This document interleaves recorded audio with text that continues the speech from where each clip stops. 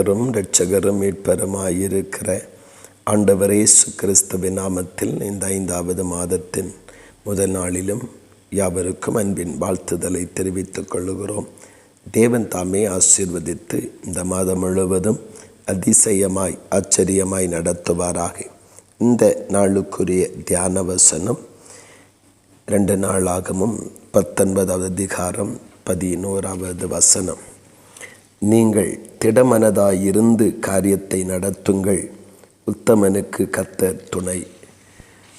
ஆண்டவருடைய நாமத்தினாலே யூதாவின் ராஜாவாகிய யோசபாத் தன்னுடைய அரசாட்சி நாட்களிலே துன்மார்க்கரோடு உள்ள ஐக்கியத்தை வைத்து அவன் தொடர விரும்பி, அதனால் அவன் தேவனுடைய கோபத்திற்கு தண்டனைக்கு உள்ளாக்கப்பட, மரண கட்டுகளுக்குள்ளாக்கப்பட ஒரு சூழ்நிலை வந்தது. தேவன் அவனுடைய கூக்குரலை கேட்டு ஒரு விடுதலை கொடுக்கிறார்.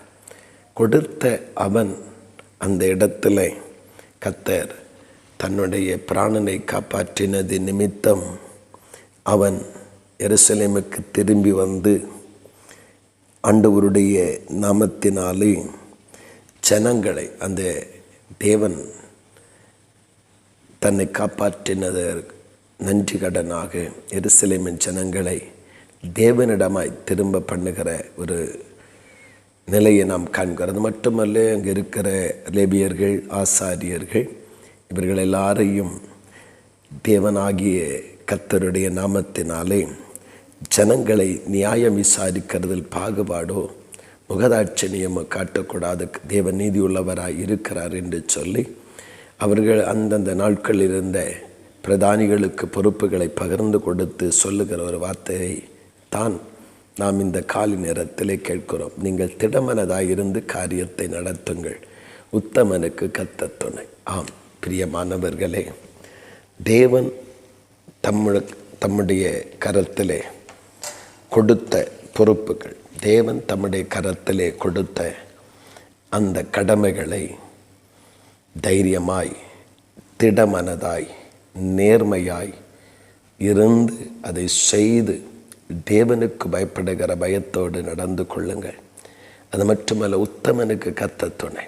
வீணான பொருளாசையை சாராமலும், வீணான காரியத்தின் மேல் கவனம் செலுத்தாமலும், வீணான காரியங்களை தன்னுடைய வாழ்வின் எல்லையை கொண்டு வராமலும் உத்தமனாய் இருந்தால் கர்த்தர் துணையாயிருந்து நடத்துவார் என்று சொல்லுகிறான். பிரியமானவர்களே, இந்த மாதத்தில் கர்த்தராகிய தேவன் கரங்களில் ஒப்பு கொடுத்திருக்கிற ஒரு சிறிய வேலையாயிருக்கட்டும், கடமையாயிருக்கட்டும், ஊழியமாயிருக்கட்டும், எந்த ஒரு காரியமானாலும் தைரியமாய், தளர்வில்லாத, என்னவாகும் என்கிற பயமில்லாத, திடமனதாய் இருந்து நேர்மையுடன், உண்மையுடன் காரியத்தை நடத்துவோம் என்றால் கர்த்தர் துணையாக இருந்து தம்முடைய மகத்துவமான, அதிசயமான, மகிமையான காரியங்களை இந்த மாதத்திலே கர்த்தர் செய்ய போகிறார். ஆம் பிரியமானவர்களே, கர்த்தராகிய தேவன் செய்யப்போகிற அதிசயங்களை வாழ்வில் காண நம்மிடத்தில் ஒப்புவித்த காரியங்கள், நம்மிடத்தில் கொடுக்கப்பட்டிருக்கிற காரியங்கள், ஒரு குடும்பமாயிருந்தாலும், ஒரு தொழிலாயிருந்தாலும், ஒரு வியாபாரமாயிருந்தாலும், ஒரு வேலையாயிருந்தாலும், எந்த ஒரு காரியமானாலும் மனுஷனை பிரியப்படுத்த அல்லது மனுஷனை கவருவதற்கு ஏதுவாய் அல்ல. எனக்கு இந்த பொறுப்பை தந்த, அல்லது எனக்கு இந்த வேலையை தந்த, எனக்கு இந்த பாக்கியத்தை தந்த, எனக்கு இந்த குடும்பத்தை தந்த கர்த்தருக்கு முன்பாக செம்மையாக, நேர்மையாக, திடமாய் இருந்து இந்த காரியத்தை நான் நடத்த வேண்டும்.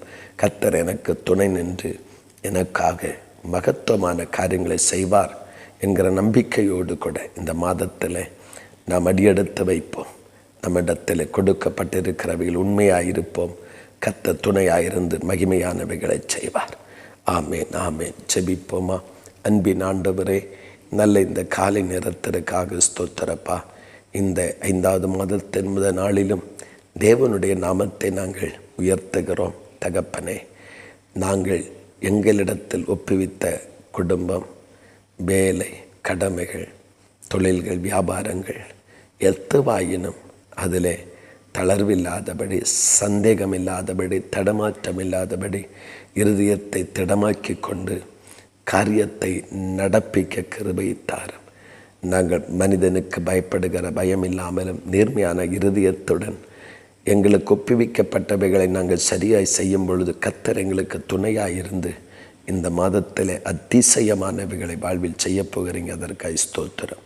என்னுடைய கிருபையின் வார்த்தையின்படி எங்களை நடத்தும். அப்படியே கிரியை செய்கிறபடியாய் ஸ்தோத்திரம்.